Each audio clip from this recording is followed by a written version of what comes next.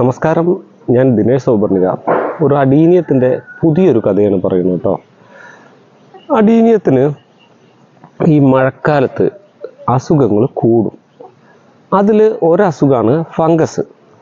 Fungus വരാനുള്ള ഒരു കാര്യം, ഈ മഴയോടടുപ്പിച്ച സമയത്ത് നിങ്ങൾ എല്ലുപൊടി ബോൺ മീൽ എന്ന് പറയുന്ന സാധനം കൂടുതൽ ഇട്ടിട്ടുണ്ടെങ്കിൽ, അല്ലെങ്കിൽ ജൈവവളങ്ങൾ കൂടുതലിട്ടെങ്കിൽ മഴ നനഞ്ഞ ചെടിയാണെങ്കിൽ അഴുകൽ വരും. ഇനി മഴ നനയാത്ത ചെടി ഉള്ളിൽ വെച്ച ഷെഡിൻ്റെ അല്ലെങ്കിൽ നമ്മളെ വാർപ്പിൻ്റെ ഒരു സൈഡിലേക്ക് നീക്കി വെച്ച് മഴ കൊള്ളാത്ത ചെടിയാണെങ്കിലും അന്തരീക്ഷത്തിലെ ഈർപ്പം കാരണം ഇതിലിട്ട ജൈവവളങ്ങൾക്ക് പൂപ്പൽ വന്ന് ഫംഗസ് വന്നിട്ട് ചെടിക്ക് ഇടാൻ സാധ്യതയുണ്ട്.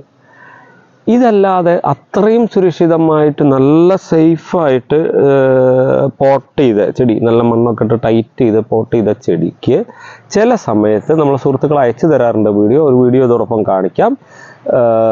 ചെടിയുടെ സൈഡിൽ ചെറിയ പൊട്ട് പോലെ അടയാളം വന്നിട്ട് ഹോള് പോലെ കുത്തുപോലെ വന്നിട്ട് കുറെ കഴിഞ്ഞു കഴിഞ്ഞാൽ അതിൻ്റെ മുകൾ ഭാഗം മുരടിക്കും.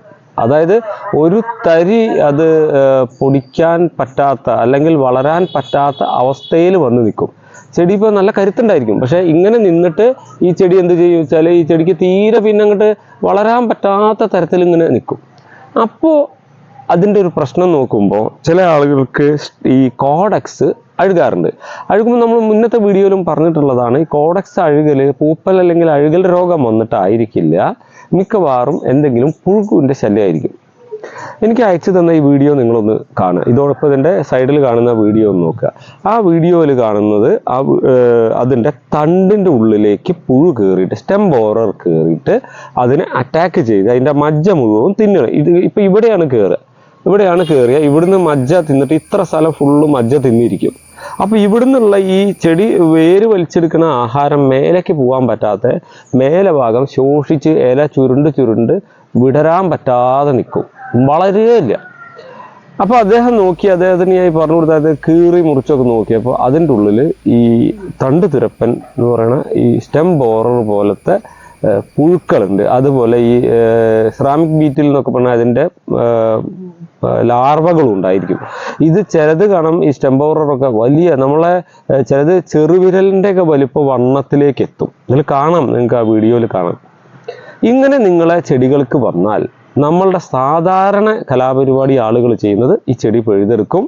എന്നിട്ട് ഇതിനൊരു ഓപ്പറേഷൻ തിയേറ്ററിൻ്റെ സമാനമായ സാഹചര്യത്തിൽ അതിനെ കീറി മുറിച്ച് അതിൻ്റെ ഉള്ളിലെ ആ പഴുപ്പ് മുഴുവനും സ്പൂൺ കൊണ്ട് എടുത്ത് കളഞ്ഞ്, അത് നോക്കൊന്നുമില്ല, അത് മുഴുവനും കത്രിക കൊണ്ടോ കത്തി കൊണ്ടോ സ്പൂൺ കൊണ്ടോ ഒക്കെ വടിച്ചെടുത്ത് കളഞ്ഞ് അതിൻ്റെ മേലെ കഴിഞ്ഞ ദിവസം ഒരാൾ സൂപ്പർ ഗ്ലൂ ക്വിക്ക് ഫിക്സ് നന്നായി പുരട്ടുന്നു, അതിൻ്റെ മേലെ സാഫ് പുരട്ടുന്നു, പിന്നെ കെട്ടി തൂക്കുന്നു. ഇങ്ങനെയാണ് സാധാരണ ചെയ്യുക. പക്ഷെ അറിയുന്ന ആളുകൾ ഇതിൽ എന്താണെന്ന് അറിഞ്ഞാൽ ആ അസുഖത്തിനാണ് ട്രീറ്റ്മെൻറ്റ് നടത്തുന്നത്. അപ്പോൾ നമുക്ക് ഇങ്ങനെ ഒരു ചെടിക്കൊരു അസുഖം കണ്ടു, കട വലിയ കുഴപ്പമില്ല, ഇവിടെ ഒരു ഹോള് കണ്ടു, ഇവിടെ വളർച്ച മുരടിച്ച് കണ്ടാൽ നമുക്ക് ഏകദേശം ഉറപ്പിക്കാം അതിൻ്റെ ഉള്ളിൽ ഈ പെസ്റ്റ് മുട്ടിട്ടുണ്ട് അല്ലെങ്കിൽ ലാർവ ഉണ്ട്.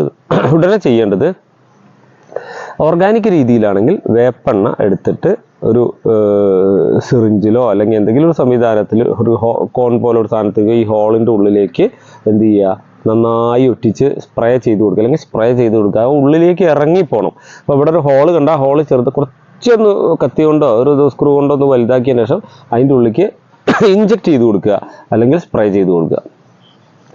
ജൈവ രീതിയിൽ, രാസരീതിയിലാണെങ്കിൽ അതിൻ്റെ ഉള്ളിലേക്ക് ഇതിന് പറ്റിയ ഈ തണ്ടുതുരപ്പം പുഴുവിന് പറ്റിയ ഏതെങ്കിലും മരുന്ന് വളം വയ്ക്കണ കടയിൽ മേടിച്ചിട്ട് അത് അതിൻ്റെ ഉള്ളിലേക്ക് ഇറക്കി കൊടുക്കണം. അത് പൊടി രൂപത്തിൽ കിട്ടും, ലിക്വിഡായിട്ട് കിട്ടും, ഏതാണെങ്കിൽ അത് ചെയ്ത് കൊടുക്കുക. ചെയ്ത് കൊടുത്തതിൻ്റെ ശേഷം ഈ ഹോള് മെഴുക് ഉപയോഗിച്ച് അടച്ചു വയ്ക്കുക. അപ്പോൾ ഈ മരുന്ന് ഫുള്ളായിട്ട് ഇറങ്ങിക്കഴിഞ്ഞാൽ ആ ഇതിൽ മുഴുവൻ ചത്തിട്ട് പിന്നെ അതിന് പുറത്തു വരാൻ എന്തായാലും ബാക്കി പുഴുണ്ടെങ്കിൽ രക്ഷപ്പെട്ട പുഴുവൊന്നും പുറത്തു വരില്ല.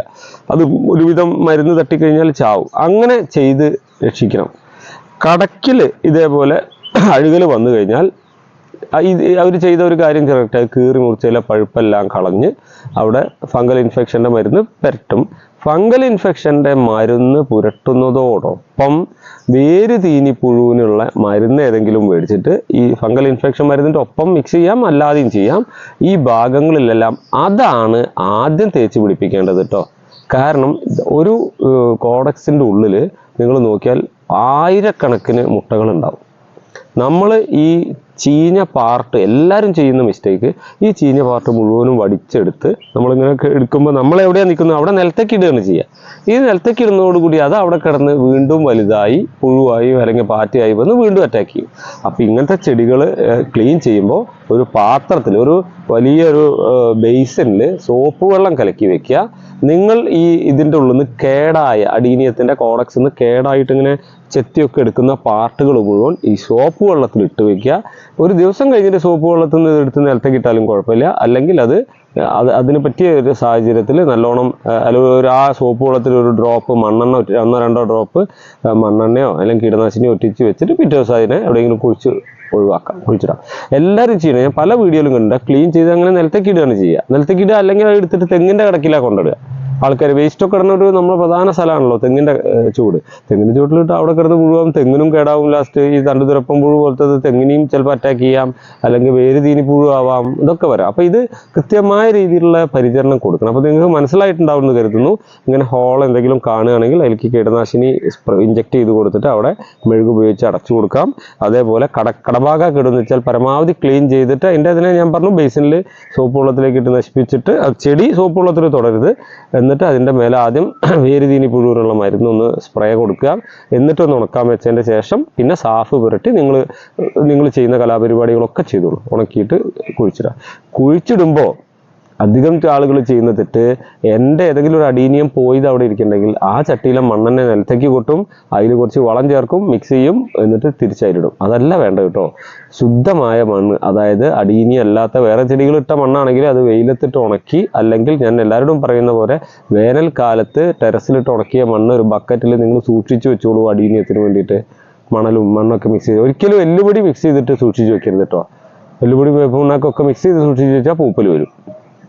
അപ്പോൾ അതൊന്നും ഇടാതെ ഈ മഴക്കാലത്ത് ശ്രദ്ധിക്കുക. അപ്പോൾ ഈ അറിവ് നിങ്ങൾക്ക് ഉപകാരപ്രദമാവുമെങ്കിൽ അഡീനിയം സ്നേഹികളുടെ അടുത്തേക്ക് അയച്ചു കൊടുത്തിട്ട് അവരോട് പറയുക നമ്മുടെ ചാനൽ ഒന്ന് സബ്സ്ക്രൈബ് ചെയ്യാനും അതിൻ്റെ താഴെ നിങ്ങളുടെ കമൻറ്റ് രേഖപ്പെടുത്താനും. Thank you.